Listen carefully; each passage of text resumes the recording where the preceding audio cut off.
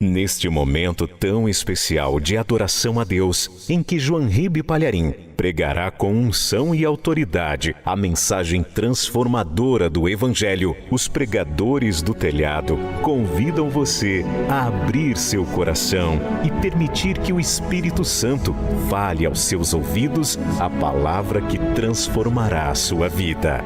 Mensagem de hoje: o último inimigo. Abra na primeira carta aos Coríntios, capítulo 15. Nós vamos ler apenas o versículo 26. Acharam? Está escrito o seguinte: ora, o último inimigo que há de ser aniquilado é a morte. Eu vou ler de novo. Ora, o último inimigo que há de ser aniquilado é a morte. Eu leio mais uma vez e você está comigo aqui na sede da Paz e Vida em São Paulo, Brasil. Repete em seguida. Vamos lá. Ora, bem alto. Ora, o último inimigo. Diga o último inimigo. O último inimigo que há de ser aniquilado é a morte. É a morte. É a morte. Amém? Você crê nesta palavra? A morte é inimiga da raça humana. E parece um inimigo invencível, implacável. Nunca se morreu tanta gente no planeta Terra. Pessoas estão morrendo por acidentes automobilísticos, aéreos, ferroviários, atropelamentos. Pessoas estão morrendo por violências, iniquidades. Pessoas estão sendo assassinadas aos montes e pessoas também estão se matando, cometendo suicídio, como nunca. Pessoas estão morrendo das mais diversas doenças e também por pestes, sendo que hoje o coronavírus é a grande foice que a morte está usando para colocar luto em quase todas as casas do mundo. E quando não é um parente nosso, uma pessoa querida, amada, que morre, é alguém que nós conhecemos, é um amigo, é uma amiga, é uma pessoa amada, é uma pessoa próxima, ou uma pessoa famosa, que a mídia divulga bastante a morte daquele artista, daquela artista, e isso causa uma depressão coletiva. A humanidade se sente impotente, porque a morte faz com que todos os seres humanos se encontrem no mesmo lugar, na sepultura. Sejam ricos, sejam pobres, sejam de raças diferentes, famosos ou anônimos, a morte tem levado muitos, e vai continuar levando, porque se o último inimigo ainda não foi derrotado definitivamente, derrotado em nossas vidas. Porque mesmo quando Jesus ressuscitou Lázaro, vencendo a morte, mostrando que ele tem poder até para restaurar um cadáver apodrecido, o Lázaro ressuscitou, voltou à vida, voltou a viver, mas envelheceu e morreu. Ora, as pessoas morrem de velhice também, se não for por outra fatalidade. E a verdade é que quando uma pessoa morre, a gente desaba em pranto. A gente chora, e conforme o grau de proximidade e amor que nós temos pela pessoa falecida, a dor causada jamais se extinguirá. E a profecia aqui está dizendo: a morte é o nosso inimigo e é o último inimigo a ser aniquilado. ser aniquilado. A morte tem que ser aniquilada, porque Deus não criou a morte. Deus é vida. Deus é o autor da vida. E a morte será aniquilada, não somente com a raça humana, mas com os animais e também com as outras criaturas vivas. Imagine a morte ser aniquilada de uma tal maneira que nunca mais uma árvore vai morrer, nunca mais uma rosa vai murchar, nunca mais uma flor vai despetalar. Imagine você viver num tempo em que a morte foi aniquilada do universo e ela não existirá mais. Esse dia vai chegar. Esse dia vai chegar. Quem acredita e quem tem fé que esse dia vai chegar. Quem crê nessa palavra, então dê para esta palavra a melhor salva de palmas que você já deu em toda a sua vida. E enquanto você aplaude, diga glória ao teu nome, Senhor. Levanta os olhos aos céus. Diga glória, glória, glória ao teu nome, Senhor. É Ele que vai aniquilar a morte.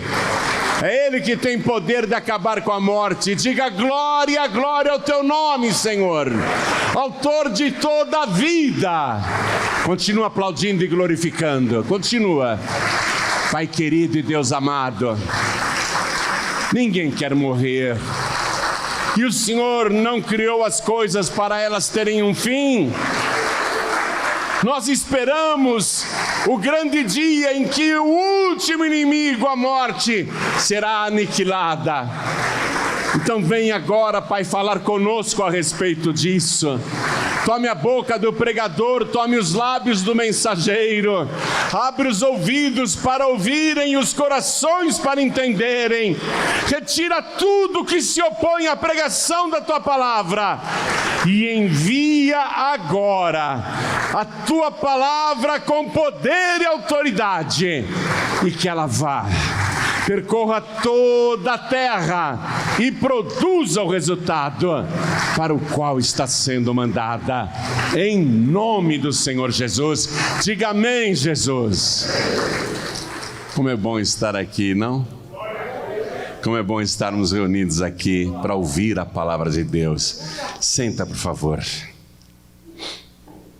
Eu estou em jejum, mas eu já contei para vocês que o Espírito Santo me proibiu de pregar sem beber água. E eu já escapei da morte muitas vezes. A morte anda meio desanimada comigo.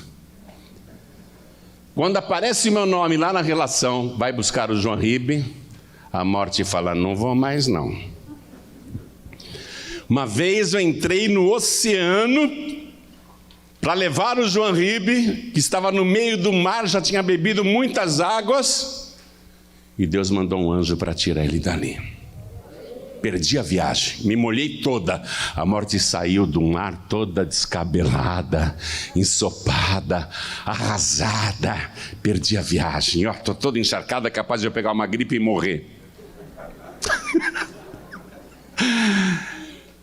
A morte falou, já mandei um bandido dar um tiro nele e a bala caiu no chão. Eu vivo perdendo a viagem. No Rio de Janeiro, já 2 vezes tentei levar ele para a sepultura. 2 vezes eu perdi a viagem. Fui até o hospital, estava lá na UTI, prontinha para descer a foice. Aí, é perda de tempo. E agora, com esse coronavírus aí, ele ficou 29 dias lá internado, eu estava toda feliz. Dessa vez ele não escapa. Acabei com o pulmão dele, está com mais de 80% do pulmão destruído. Agora eu levo, agora ele vai ter uma parada cardíaca. A morte ficou lá esperando. Eu brinquei, inclusive, brinquei falando sério. Entrou um anjo na minha UTI e falou assim, a carruagem já está aí na calçada, lá fora, na rua, te esperando. Eu falei, mas eu não estou achando o ticket do estacionamento, passa depois. A morte já falou, não adianta, toda vez que eu vou buscar o João Ribe, eu perco a viagem, não vou mais, não adianta falar que eu não vou mais. Diz que quando a gente vai morrer, é um chamado que tem, né? E eu estava no saguão do aeroporto da morte, e ouvindo os nomes de todo mundo que era chamado lá para o balcão e embarcava, e ia embora. Aí falaram um nome assim, Jonarib Balalim. Falei, não sou eu não.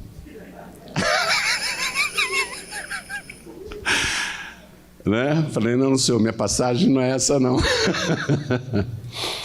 Mas a gente pode escapar da morte. Agora não quer dizer que eu nunca vou morrer, não é? Não quer dizer que nunca eu vou morrer, um dia eu vou morrer. Porque esse inimigo, a morte, no meu caso eu posso dizer, e talvez no seu caso você também possa contar, muitas vezes, os livramentos que Deus te deu. A morte já perdeu a viagem várias vezes comigo e com você, mas ela não foi derrotada. Ela ainda não foi aniquilada. Assim como o Lázaro ressuscitado por Jesus, um dia morreu. A filha de Jairo, a menina de 12 anos que Jesus ressuscitou, nós não temos informações a respeito dela, mas ela não está viva até hoje. Ela foi ressuscitada, deve ter casado, teve filhos, viveu a vida dela, mas um dia a morte a levou. O filho da viúva de Naim, Jesus parou o cortejo fúnebre, que estava a caminho do cemitério para sepultar o menino, filho único de uma mulher viúva. A mulher chorava, chorava, chorava, e Jesus ressuscitou o menino. Depois ele deve ter crescido, casado, tido filhos, mas não está vivo até hoje. Morreu. E quando uma pessoa morre, seja por doença, por fatalidade ou por velhice, a gente chora. Porque vê ali, na verdade, o nosso futuro destino. Passaremos pelo vale da sombra da morte, e eu quero dizer para você que o vale da sombra da morte existe, sim, e eu andei sobre ele é tenebroso, eu vi muitos cadáveres, eu vi muitos corpos na escuridão. E eu andei no vale da sombra da morte vários dias, mas não atravessei. E não tive medo no vale da sombra da morte, porque eu sabia quem estava comigo, quem segurava na minha mão, quem era a minha companhia.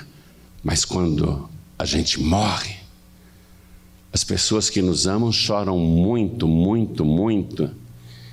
E a primeira vez que a morte entrou aqui no planeta, essa inimiga, levou o filho mais abençoado de uma mãe, que a princípio todo mundo achou que estava desaparecido ou num lugar distante, mas o seu cadáver estava já dentro da terra, escondido pelo próprio irmão que o assassinou. Quando aquele cadáver foi descoberto, quando descobriram o lugar da sepultura, aquela mãe que é também a nossa mãe, a mãe de todos os viventes, ficou ali dias e dias chorando, chorando, e foi a primeira vez que ela entendeu o que é a morte de uma pessoa. A morte é separação. O que nos causa dor na morte é ter a certeza de que aquela pessoa que faleceu não vai mais estar na mesa conosco, não vai mais conversar conosco, não vai mais nos abraçar, não veremos mais. Ir até a sepultura de uma pessoa que morreu é uma tentativa desesperada de matar um pouco a saudade, mesmo sabendo que a pessoa não está ali, é só o corpo, é só o cadáver.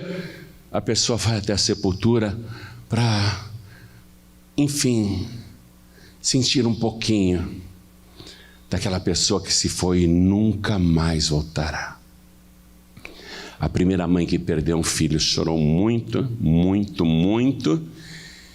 Jesus falou para aquela mãe que o filho tinha morrido, a viúva de Naim: não chores, Mas ela chorava muito. Como dizer, não chores? Eu já chorei a morte do meu marido, sou viúva, agora meu único filho, que eu achei que ia me amparar na velhice. Meu único filho que eu achei que ia vê-lo casar, me dar netos, cuidar de mim na minha velhice. O meu único filho morre, como não chorar? Como não chorar numa situação dessa? Ela não sabia que Jesus ia ressuscitar o seu filho. Mas ela chorou muito a caminho do cemitério. Abraão chorou quando Sara morreu, Jacó chorou quando Raquel morreu, Jacó chorou quando disseram que José estava morto, ele rasgou as roupas, porque a morte causa separação. A morte é um inimigo implacável, impiedoso, que diz: nunca mais você vai ver esta pessoa. É isso que dói na morte. Nunca mais você vai falar com essa pessoa, nunca mais essa pessoa estará com você. Nunca mais você irá conviver com ela. E Jesus, que tinha poder de ressuscitar mortos, chorou em 2 ocasiões. Os evangelhos nos contam.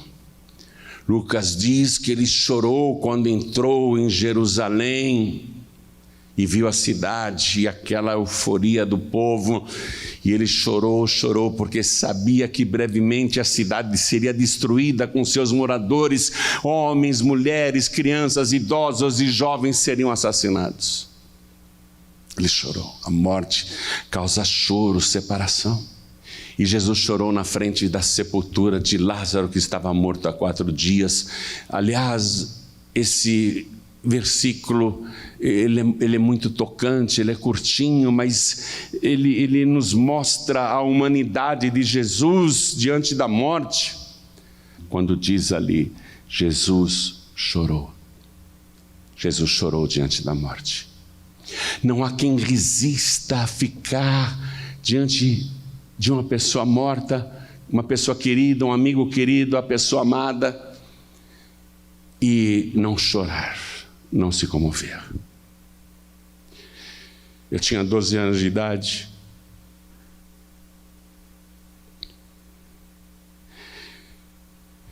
Hoje eu estou com 66. Mas eu me lembro como se fosse a semana passada. Eu tinha um tio que eu gostava muito, amava demais, chamava Roberto Favarin. Ele era um homem bem-sucedido. Ele gostava de mim, ele me chamava de índiozinho, porque eu era gordinho, cabelo bem pretinho, meu cabelo já foi preto, e me cortavam o cabelo com uma franja reta, assim, parecia um índio tupi. E o cabelo era bem liso, e ele mexia na minha cabeça e falava: ô índiozinho. E na época ele tinha um Aero Willis. Quando ele chegava em casa com aquele carrão e falava: vamos passear, e chamava eu, meus irmãos, meu pai, minha mãe, parecia um feriado. Como eu amava o tio Roberto Favarin. Mas ele teve um problema cardíaco, e naquela época a cirurgia cardíaca ainda estava começando no Brasil, e quem operou ele na Beneficência Portuguesa foi o Dr. Zerbini. E a operação foi um sucesso. Apesar de tão incipiente ainda o conhecimento, o Dr. Zerbini e sua equipe conseguiu operar esse meu tio, que na época tinha 43 anos. A sua esposa, minha tia Aurides, tinha 37 anos. E o casal tinha 5 filhos. Os meus primos, José Roberto Favarin, com 16 anos. O Ismael Favarin, com 14 anos. O Reinaldo Favarin, com 11 anos. A Valderez Favarin, com 7 anos. E o Serginho Favarin, com 5 anos. E o meu tio na Beneficência Portuguesa, um homem sem escrúpulos, que se dizia amigo, foi lá pedir dinheiro emprestado para ele, porque ele era rico. E ele, generoso, emprestou o dinheiro. Mas depois que o homem saiu, primeiro ele telefonou para para a esposa dizendo: pode arrumar o dinheiro para ele. A minha tia recebeu a ordem para arrumar o dinheiro. E o homem saiu. Mas depois que o homem saiu, meu tio ficou muito preocupado. E se eu morro? Como é que fica a minha esposa e os meus 5 filhos? Aí, sem pedir ajuda de enfermeira, nada, ele cheio de pontos no peito, era aberto pela costela, levantou sozinho da cama e queria um telefone para ligar para a mulher dele e dizer: não empreste mais.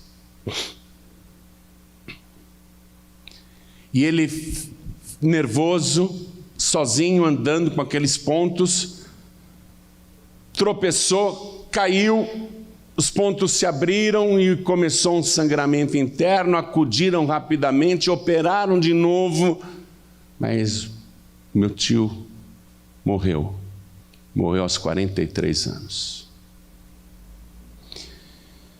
Eu lembro quando chegaram em casa os meus primos, eu era pequeno, mas eu lembro: meu pai morreu, meu pai morreu, meu pai morreu.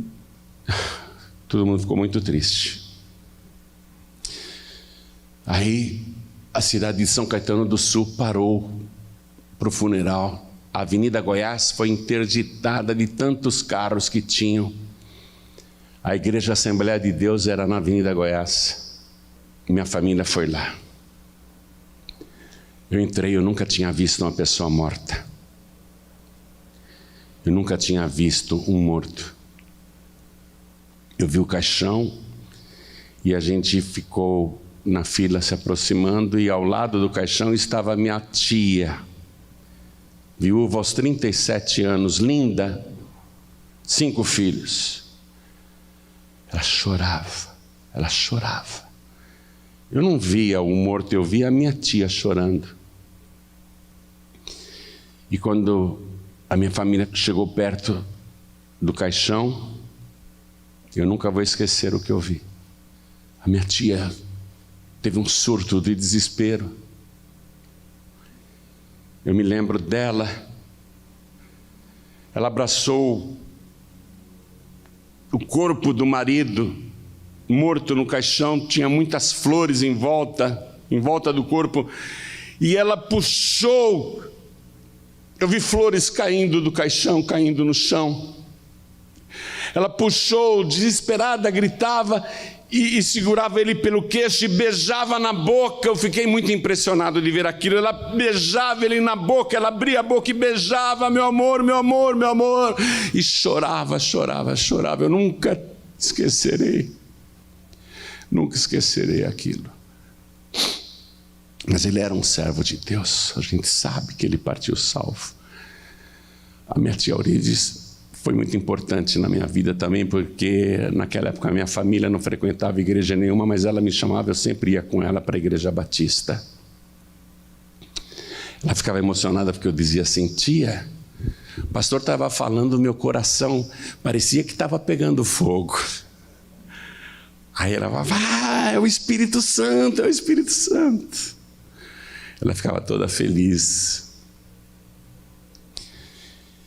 Mas a morte entrou na casa dela. Levou um homem, um marido, um servo de Deus, um homem tão bom. E foi isso que eu te disse: a morte é inimiga de todos. A morte é a tua inimiga. A morte quer te vencer. A morte quer te derrotar, e ela vem derrotando a humanidade há milhares e milhares de anos. A morte, até o momento, parece invencível. Porém, houve um que foi morto. A morte parecia tê-lo vencido. Pessoas que viram o Nazareno morto e que o amavam profundamente, batiam no peito, rasgavam as vestes e choravam, gritavam, lamentavam, iam embora uivando. A morte comemorou: venci o mais perfeito ser humano que já viveu neste mundo. Até ele eu derrotei.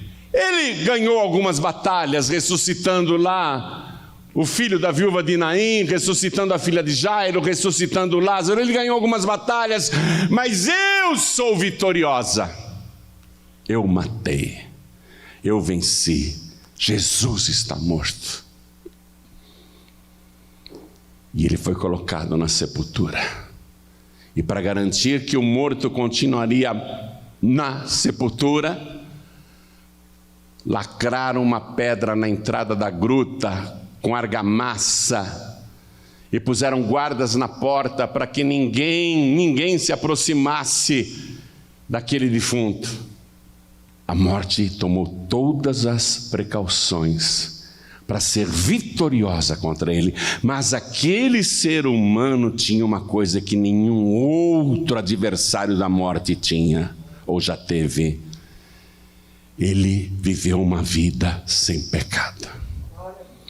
E o que é que causa a morte? É o pecado.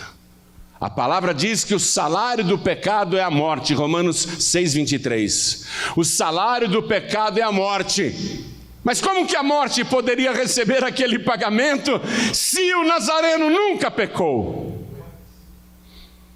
A morte tomou as precauções, ele não pode voltar, ele está morto, tem que continuar morto, ele é minha presa. Mas ele nunca cometeu qualquer pecado, nem engano se achou na sua boca. A morte só pode levar pecadores. Ele nunca pecou. A morte que o rondava há tempos, tentando matá-lo apedrejado, ou a pauladas, ou enciladas, a morte uma vez viu ele livrar uma senhora da morte, que ia ser apedrejada, e Jesus disse: quem estiver sem pecado, que atire a primeira pedra. Então Jesus provou que todos ali tinham pecados. Todos pecaram, por isso todos estavam sujeitos à morte. Mas Jesus não. Nunca pecou. Nunca, nem em pensamento, nem com os olhos. Nada, nunca pecou. E quando ele até se irou contra os ímpios, nem assim ele pecou. Manteve-se santo, puro, imaculado. Mas a morte parece que o venceu. O seu cadáver está lá na gruta, no escuro daquela caverna lacrada, com guardas e sentinelas 24 horas por dia à porta. E a morte estava também de guarda. A morte queria reter aquele cadáver. Mas no domingo pela manhã, ainda escuro, um anjo luminoso, mais brilhante do que um relâmpago, desceu do céu e iluminou aquele jardim escuro onde estava a sepultura de Jesus. Os guardas ficaram apavorados com a visão e viram quando o anjo chegou e tocou na pedra que estava lacrada na entrada da gruta, e a pedra parecia um portão com controle remoto, foi se movendo sozinha. Aí o anjo sentou naquela pedra e ficou esperando. E os guardas trêmulos. O cemitério estava iluminado. O anjo era resplandecente. Aí aconteceu um terremoto. Fatos estranhos. Os guardas caíram por terra, e de dentro da sepultura, um clarão mais resplandecente do que as roupas daquele anjo que estava sentado na pedra. Um clarão mais fulgurante, mais brilhante do que o sol do meio-dia. E os guardas, olhando para aquele clarão, viram quando o morto, aquele que foi assassinado na cruz, torturado da cabeça aos pés, corpo todo retalhado, os guardas viram quando ele saiu da sepultura andando com seus próprios pés. Não precisava de pessoas para segurá-lo ou ajudá-lo a caminhar. Ele veio andando como rei, como vencedor, como aquele que derrotou a morte e que tem poder sobre ela. Depois da surra que ele tinha tomado 3 dias atrás e da crucificação torturante, seria natural que ele saísse da sepultura todo cambaleante, se arrastando, ai que dor, ai, ai, e se apoiando na parede, ai, gemendo. Mas não, a morte viu que há um inimigo muito mais poderoso do que ela, e que tem poder para ressuscitar até aqueles que estão mortos há 3 dias. E não importa, eu vou te dizer isso, quanto tempo passe, pode ser que eu morra naturalmente, ou de acidente, ou de doença, e um dia vá para a cova, e pode ser que isso aconteça também com você, mas por favor, não chore no meu funeral. A minha filha Jorge dizia: pai, quando eu pensei que você ia morrer, eu chorava a noite toda, não conseguia nem dormir, eu só chorava. Por favor, quando eu morrer, não chore, porque a minha esperança está naquele que venceu a morte e tem todo o poder no céu e na terra. Ele um dia vai aniquilar a morte para sempre. Esse dia vai chegar. Nós estamos esperando. Eu quero ler para você uma pregação de Jesus. É rápido, eu vou ler, não vou comentar por causa do tempo, mas eu quero que você vá comigo no Evangelho de João, capítulo 6. Eu vou ler a pregação que ele fez. Vamos ler o versículo 47. Achou? Olha que pregação. Na verdade vos digo que aquele que crê em mim tem a vida eterna.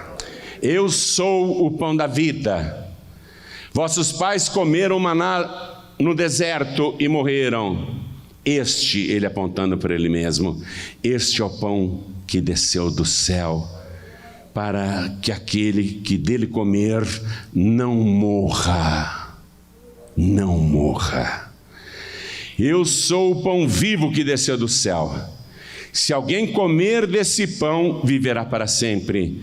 E o pão que eu der é a minha carne, que eu darei pela vida do mundo. Quem come a minha carne e bebe o meu sangue, tem a vida eterna. E eu o ressuscitarei no último dia. Porque a minha carne verdadeiramente é comida, e o meu sangue verdadeiramente é bebida. Quem comer a minha carne e beber o meu sangue, permanece em mim e eu nele. Assim como o Pai que vive me enviou e eu vivo pelo Pai, assim quem de mim se alimenta também viverá por mim. Este, ele volta a apontar para ele mesmo, é o pão que desceu do céu. Não é o caso de vossos pais, que comeram maná e morreram. Quem comer este pão viverá para sempre. Viver para sempre. Nunca mais morrer. Um dia ele vai aniquilar a morte, porque ele já aniquilou no caso dele. Ele está vivo para sempre. Um dia ele vai aniquilar a morte e vai compartilhar isso conosco ou com aqueles que chegarem lá.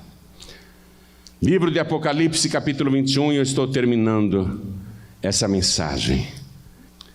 E vi um novo céu e uma nova terra, porque já o primeiro céu e a primeira terra passaram e o mar já não existe. E eu, João, vi a cidade santa, a nova Jerusalém, que de Deus descia do céu, adereçada, ataviada, enfeitada, como uma esposa ataviada para o seu marido. E ouvi uma grande voz no céu que dizia: eis aqui o tabernáculo de Deus com os homens, pois com eles habitará, e eles serão o seu povo, e o mesmo Deus estará com eles e será o seu Deus. E Deus, esse é o ponto, e Deus limpará de seus olhos toda lágrima, e não haverá mais morte. Oh, glória! Nem pranto, porque a morte causa pranto.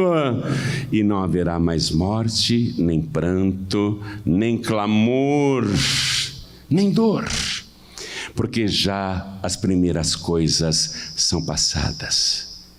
São passadas. Ele vai aniquilar a morte. Um dia não haverá mais morte. Eu não sei como alguém pode escolher outro mediador ou medianeira, como alguém pode escolher outro intermediário ou intermediária, como alguém pode escolher outra fé. Eu pergunto para as outras religiões: vocês têm um líder como este que nós temos?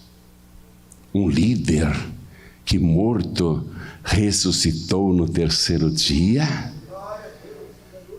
e que tem poder para aniquilar o maior adversário do mundo, do universo.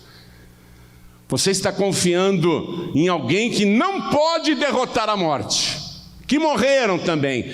Podem ter sido pessoas boas no passado, pessoas maravilhosas no passado, mas morreram e seus cadáveres apodreceram. Seus espíritos não, que estão no paraíso, os que foram salvos. Mas você está querendo enfrentar a morte com quem foi derrotado por ela? Você está querendo o teu padroeiro, a tua padroeira, para te livrar do quê?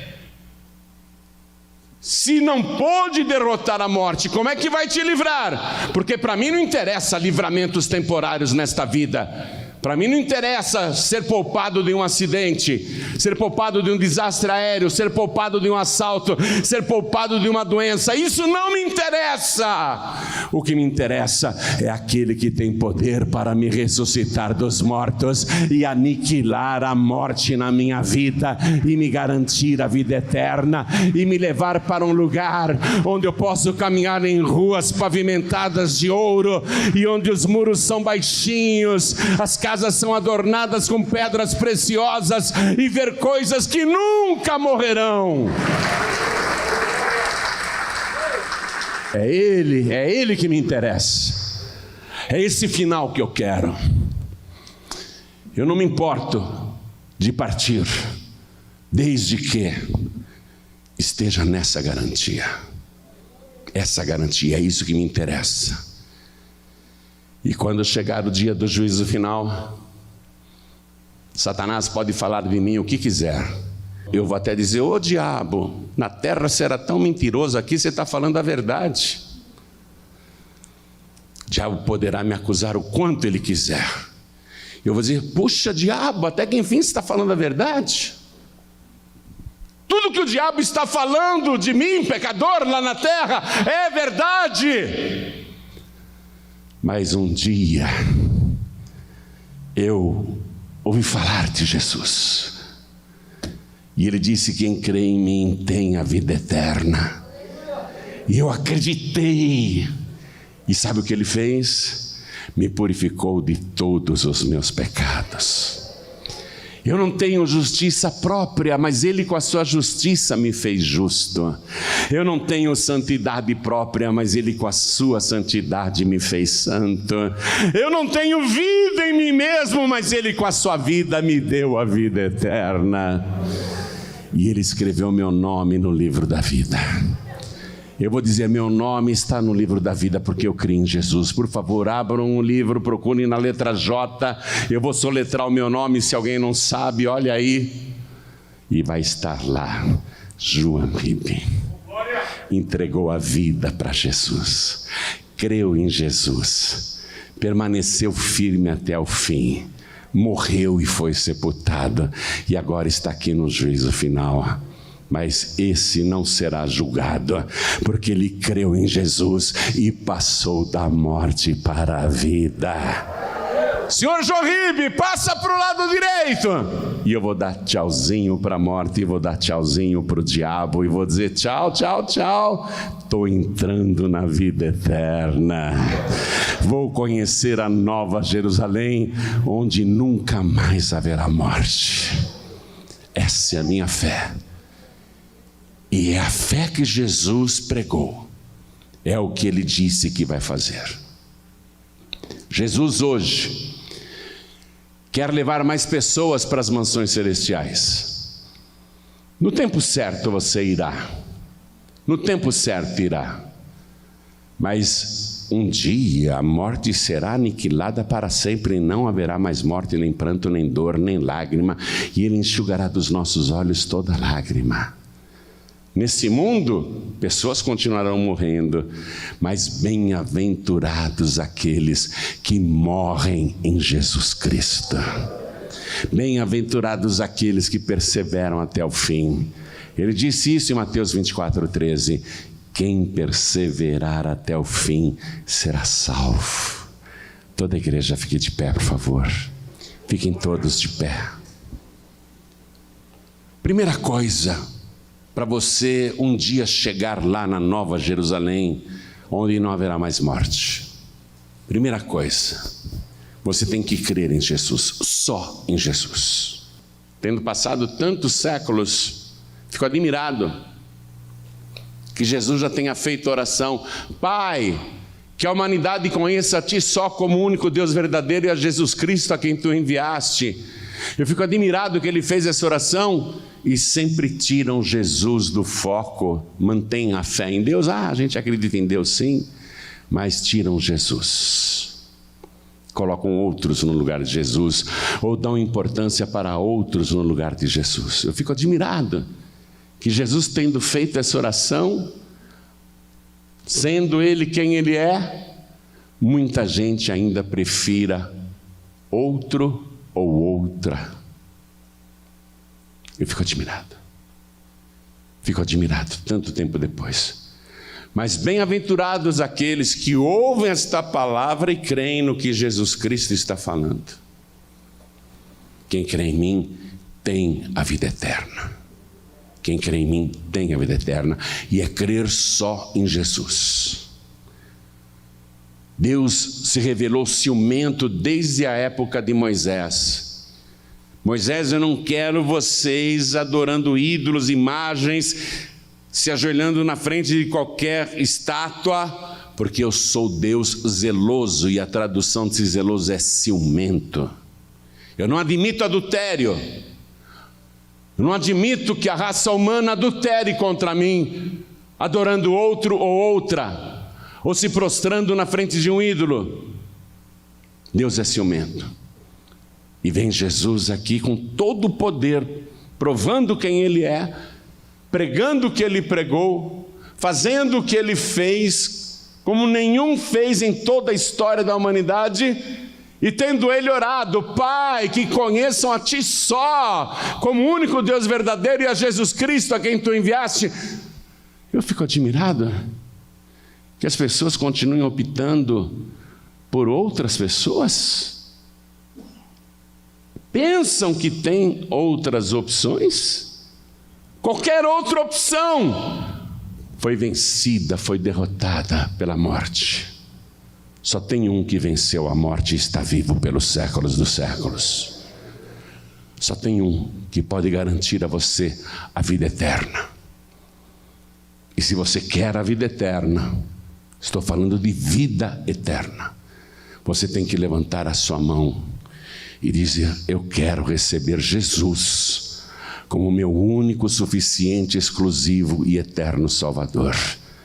Então eu pergunto: quem quer receber Jesus agora? e ter o seu nome escrito no livro da vida? Ergue a mão direita bem alto, por favor, todos que querem, faz assim com as mãos, você que quer. Oh, glória! Eu vou fazer o seguinte, com todo cuidado e mantendo uma distância, vem aqui para frente, por favor, os que ergueram as mãos, vem aqui para frente.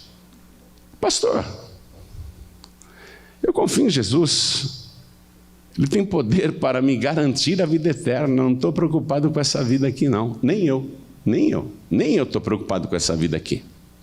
Eu estou pensando na próxima, porque essa daqui não está fácil não. E olha quanta gente vindo, vamos aplaudir ao nome de Jesus. Olha quanta gente.